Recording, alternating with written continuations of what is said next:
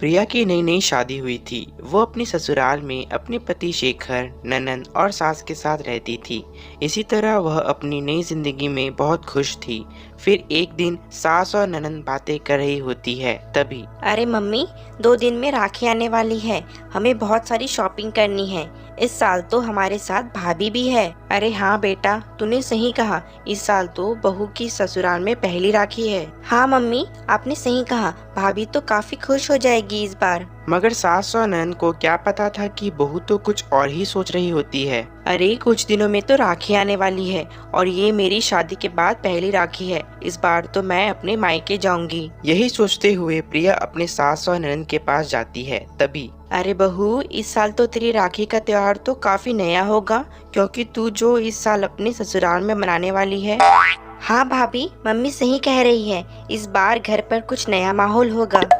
ये सब बातें सुन प्रिया थोड़ा चौंक जाती है, क्योंकि उसने तो अपने मायके जाने का प्लान जो बनाया था, लेकिन वो ये बात अपनी सास से नहीं कहती है। हाँ मम्मी जी, आपने सही कहा। इस साल राखी काफी अच्छी होगी। फिर वो अपने कमरे में चली जाती है। तभी उसे दुखी हुए देख शेखर प्रिया से पूछता है। अरे प्रिया, तुम्हें क्या हुआ? तुम काफी परेशान लग रही हो। हाँ, दरअसल ना 2 दिनों में रक्षाबंधन आने वाली है, तो ना मैं सोच रही थी कि मैं अपने मायके जाऊं, क्योंकि शादी के बाद ये मेरी पहली राखी है, तो इसलिए तो मैं जा सकती हूँ ना।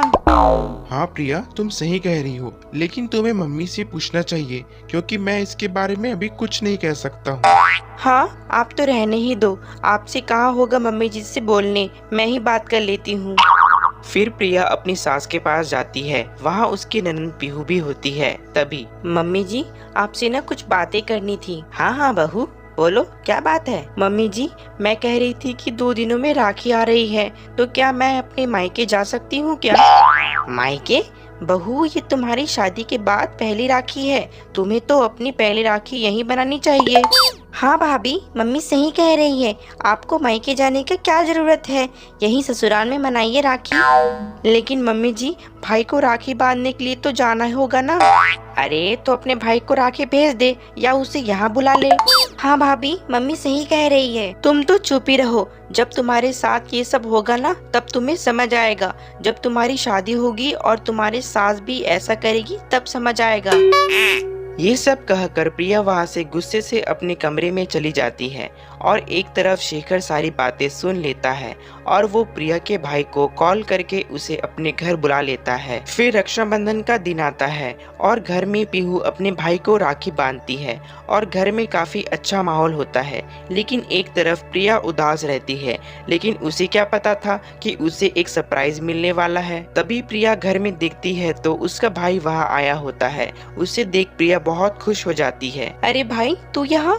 तूने तो मुझे सरप्राइज ही दे दिया, मगर तू अचानक यहाँ कैसे? हाँ तो क्या दी, रक्षाबंधन का त्योहार है, और अगर तू घर ना आए तो क्या हुआ, मैं तो आ सकता हूँ ना। हाँ भाई, तूने सही कहा। ये तो बहुत अच्छा हुआ कि तू यहाँ आ गया। फिर प्रिया अपने भाई को राखी बांधती है और वो काफी खुश हो जाती है। तभी अरे दरअसल मुझे जीजा जी ने कॉल करके सब बताया, तो उन्होंने कहा कि मैं यहाँ आ जाऊँ। क्या इन्होंने तुम्हें बताया? आज आपने मेरा दिन बना दिया। आज आपने मुझे बहुत खुश कर दिया। Thank you. अरे अरे कोई बात नहीं, चलो रक्षाबंधन का त्योहार तो काफी अच्छा बन गया। फिर कुछ इस तरह प्रिया ने अपनी रक्षाबंधन का त्योहार मनाया।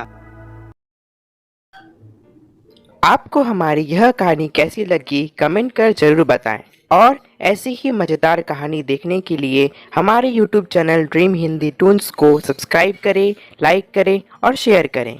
मिलते हैं आपको अगली कहानी के साथ। तब तक के लिए धन्यवाद।